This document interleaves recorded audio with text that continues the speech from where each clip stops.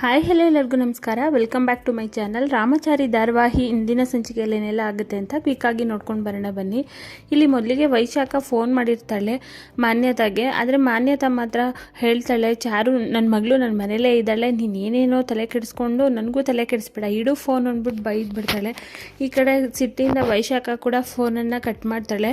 ಇನ್ನೊಂದು ಕಡೆ ಚಾರು ನಾನು ಇಷ್ಟು ಬೇಗ ಅಲ್ಲಿ ಹೋಗಿ ಬಂದಿರೋ ವಿಷಯನ ಮಾಮ್ಗೆ ಹೇಳ್ತಿದ್ದಾಳೆ. ಅಂದರೆ ಇವರಿಬ್ಬರು ಫ್ರೆಂಡ್ಶಿಪ್ ಇಷ್ಟೊಂದು ಸ್ಟ್ರಾಂಗ್ ಆಗಿದೆಯಾ, ನನ್ನ ಲೈಫಲ್ಲಿ ನಡೀತಾ ಇರೋದಕ್ಕೂ ಇವರಿಬ್ಬರು ಏನಾದರೂ ಪ್ಲ್ಯಾನ್ ಮಾಡ್ತಿದ್ದಾರಾ, ಕಂಡುಹಿಡಿಲೇಬೇಕು, ಏನೋ ಇದೆ ಸ್ಟ್ರಾಂಗ್ ಆಗಿ ಏನೋ ಇರೋದಂತೂ ಖಂಡಿತ ಅಂತ ಚಾರು ಯೋಚನೆ ಮಾಡ್ತಾ ಇರ್ತಾಳೆ. ಹಾಗೆ ಇನ್ನೊಂದು ಕಡೆ ಮಂಜರಿ ಮತ್ತು ಮಾನ್ಯತೆ ಇಬ್ಬರು ಕೂಡ ಪ್ಲ್ಯಾನ್ ಮಾಡ್ತಾ ಇರ್ತಾರೆ. ಹೇಗೋ ಅಂದ್ಕೊಂಡಂಗೆ ನಿನ್ನ ಮಗಳು ಮನೆಗೆ ಬಂದಾಯ್ತಲ್ಲ, ನೀನು ಅಂದ್ಕೊಂಡಂಗೆ ಆಯ್ತಲ್ಲ ಮಾನ್ಯತಾ ಅಂತ ಹೇಳಿಬಿಟ್ಟು ಮಾತಾಡ್ತಾ ಇರ್ತಾರೆ. ಈಗ ನಿನ್ನ ಮಗಳ ಮದುವೆ ಪ್ಲ್ಯಾನ್ ಏನು ಅಂತ ಹೇಳಿದಾಗ ಎಲ್ಲನೂ ಎಕ್ಸ್ಪ್ಲೈನ್ ಮಾಡ್ತಾಳೆ ಮಾನ್ಯತಾ. ತಾಳಿ ಕಟ್ಟೋ ಟೈಮ್ಗೆ ರಾಮಚಾರಿನ ಅರೆಸ್ಟ್ ಮಾಡಿಸ್ಬೇಕು ಕಿಟ್ಟಿ ಅಂತ ಹೇಳಿಬಿಟ್ಟು ಅವ್ನು ತಪ್ಪಿಸ್ಕೊಂಡು ಹೋಗೋ ಟೈಮಲ್ಲಿ ದೇವ್ ಎನ್ಕೌಂಟರ್ ಮಾಡ್ತಾನೆ. ಆಗ ಬೇರೆ ದಾರಿ ಕಾಣದೆ ಆ ಟೈಮ್ಗೆ ಯಾರಾದರೂ ತಾಳಿ ಕಟ್ಟೋರು ಇರಬೇಕು, ಅದನ್ನೇ ಹುಡುಕ್ತಾ ಇದ್ದೀನಿ, ನನ್ನ ಮಗಳಿಗೆ ಮ್ಯಾಚ್ ಆಗೋವಂಥ ಹುಡುಗ ಯಾರಾದರೂ ಓಕೆ. ಆಗ ಜಯಶಂಕರ್ ಕೂಡ ಒಪ್ಕೋತಾರೆ, ಪ್ರೀತಿಸಿದ ಹುಡುಗ ಸತ್ತೋದ ಅಂತ ಹೇಳಿಬಿಟ್ಟು. ಹಂಗೆ ಇಲ್ಲಿ ಬೆಣ್ಣೆ ಇಟ್ಕೊಂಡು ಇಷ್ಟೊಂದು ಪರದಾಡಬೇಕಾ ನೀನು, ನನ್ನ ಮಗನೇ ಇದ್ದಾನಲ್ಲ, ನನ್ನ ಮಗ ನಿನ್ನ ಮಗಳನ್ನ ಚಿಕ್ಕ ವಯಸ್ಸಿಂದಾನೇ ಲವ್ ಮಾಡ್ತಿದ್ದ, ಆದರೆ ನೀನು ನಿಮ್ಮ ಅಣ್ಣನ ಮಗನ ಕೊಡಬೇಕು ಅಂತ ಹೇಳಿದ್ದಕ್ಕೆ ಸುಮ್ಮನಾದ. ಅವ್ನು ಇವತ್ತೇ ಬರ್ತಾ ಇದ್ದಾನೆ, ಕರೆಸ್ತಾ ಇದ್ದೀನಿ ನಾನು ಅಂತ ಹೇಳಿದಾಗ ಸರಿ ಆಯಿತು, ಅವನೇ ಮ್ಯಾಚ್ ಆಗ್ತಾನೆ ಅಂದರೆ ಅವನ್ನೇ ಕರೆಸು, ಅವನ್ನೇ ಎಲ್ಲ ನನ್ನ ಪ್ಲ್ಯಾನ್ ಪ್ರಕಾರ ಅವನು ಕರೆಕ್ಟಾಗಿ ಎಲ್ಲಿ ಮದುವೆ ಮಂಟಪದಲ್ಲಿ ಇರಬೇಕು ಅಂತ ಮಾನ್ಯತಾ ಹೇಳ್ತಾಳೆ.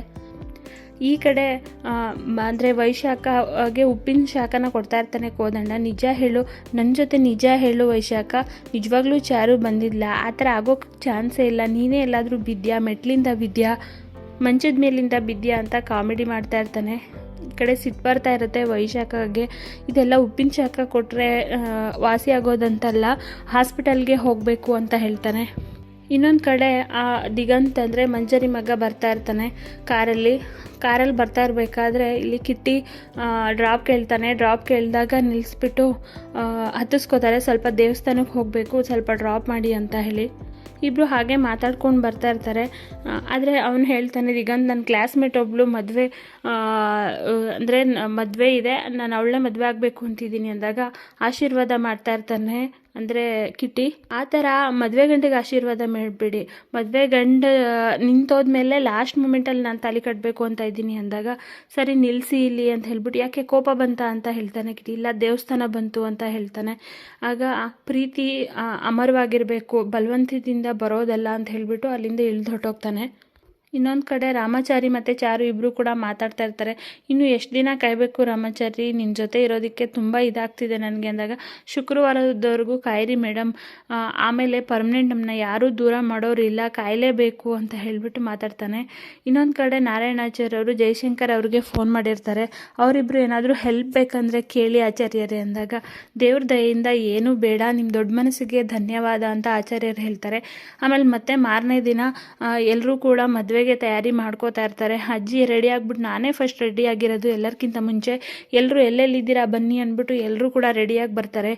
ವೈಶಾಖ ಮದುವೆ ಗಂಡಿಗೆ ಕೆಂಪು ನೀರು ಮಾಡಬೇಕು, ಹೋಗು ತೊಗೊಂಡು ಬಾ ಅಂದ್ಬಿಟ್ಟು ಕೆಂಪು ನೀರು ಮಾಡಿಸ್ಕೊಂಡು ರಾಮಚಾರಿನ ನಿಲ್ಲಿಸ್ಕೊಂಡು ಎಲ್ಲರೂ ಕೂಡ ಆರತಿ ಮಾಡ್ತಾರೆ. ಎಲ್ಲರದ್ದು ಆಶೀರ್ವಾದ ತೊಗೊಳಪ್ಪ ಅಂದ್ಬಿಟ್ಟು ಎಲ್ಲರಿಗೂ ಆಶೀರ್ವಾದ ತೊಗೊಂಡು ಇನ್ನೇನು ಹೊರಡಬೇಕು ಅನ್ನೋ ಟೈಮ್ಗೆ ಕಾರ್ ಬರುತ್ತೆ. ಕಾರ್ ಬಂತು ಅಂತ ಎಲ್ಲ ಲಗೇಜ್ ಹಾಕ್ಕೊಂಡು ಎಲ್ಲರೂ ಹೊರಗಡೆ ಹೋಗ್ತಾ ಇರ್ತಾರೆ. ವೈಶಾಖ ಮಾತ್ರ ಮದುವೆ ಮನೆಯಲ್ಲಿ ನಡೆಯೋದೇ ಬೇರೆ ರಣರಂಗ, ಇದು ಕೆಂಪು ನೀರು ಥರ ಕಾಣಿಸ್ತಿಲ್ಲ, ನನಗೆ ರಕ್ತದ ಥರ ಇದೆ, ರಕ್ತದ ಹೋಗ್ಲೇ ನಡೆಯುತ್ತೆ, ನನಗೆ ಮಾತ್ರ ಗೊತ್ತು ಅಂತ ಹೇಳ್ತಾರೆ. ಅದೇ ಟೈಮ್ಗೆ ಜಾನಕಿ ಅವ್ರು ಕೃಷ್ಣ ಬರಲ್ವ ಅಂದಾಗ, ಮದುವೆಗೆ ಕೃಷ್ಣ ಬಂದೇ ಬರ್ತಾನೆ, ಅವ್ನು ಬರಲಿಲ್ಲ ಅಂದರೆ ಮದುವೆನೇ ನಡೆಯಲ್ಲ ಅಂದಾಗ ವೈಶಾಖ ಹೌದು ಸರಿಯಾಗೇ ಹೇಳಿದೆ, ನಿನ್ನ ಮದುವೆ ನಡೆಯಲ್ಲ ಅಂತಲೇ ನಡೆಯೋದೇ ಇಲ್ಲ, ನನಗೆಲ್ಲ ಕ್ಲೈಮ್ಯಾಕ್ಸ್ ಮೊದಲೇ ಗೊತ್ತು ಅಂತ ಹೇಳ್ತಾಳೆ. ಇಲ್ಲಿ ನಾರಾಯಣಾಚಾರ್ಯ ಅವ್ರಿಗೂ ಟಾಂಗ್ ಕೊಡ್ತಾಳೆ, ಏನು ಸೊಸೆ ಬರ್ತಾಳೆ ಅಂತ ಖುಷಿಯಾಗಿದೆಯಾ, ಯಾವುದೇ ಕಾರಣಕ್ಕೂ ನಿನ್ನ ಸೊಸೆ ಮನೆಗೆ ಬರಲ್ಲ, ನಿನ್ನ ಮಗನಿಗೆ ಮದುವೆ ಆಗಲ್ಲ, ಎಲ್ಲ ಪ್ಲ್ಯಾನ್ ರೆಡಿಯಾಗಿದೆ ಅಂತಲೇ. ಕಾಯೋಕ್ಕೊಬ್ಬ ದೇವ್ರು ಇದ್ದೇ ಇರ್ತಾನೆ, ಬಂದೇ ಬರ್ತಾನೆ ಕಾಯೋದಿಕ್ಕೆ ಅಂತ ಹೇಳಿಬಿಟ್ಟು ನಾರಾಯಣಾಚಾರ್ಯ ಅವ್ರು ಹೇಳ್ತಾರೆ. ಸೊ ಅಲ್ಲಿಗೆ ಈ ಸಂಚಿಕೆ ಎಂಡ್ ಆಗುತ್ತೆ. ನೆಕ್ಸ್ಟ್ ಎಪಿಸೋಡಲ್ಲಿ ಏನೆಲ್ಲ ಆಗುತ್ತೆ ಅಂತ ನೆಕ್ಸ್ಟ್ ವೀಡಿಯೋದಲ್ಲಿ ತಿಳಿಸ್ಕೊಡ್ತೀನಿ. ಸೊ ವಿಡಿಯೋ ನೋಡೋದಕ್ಕಾಗಿ ಥ್ಯಾಂಕ್ ಯು ಸೋ ಮಚ್.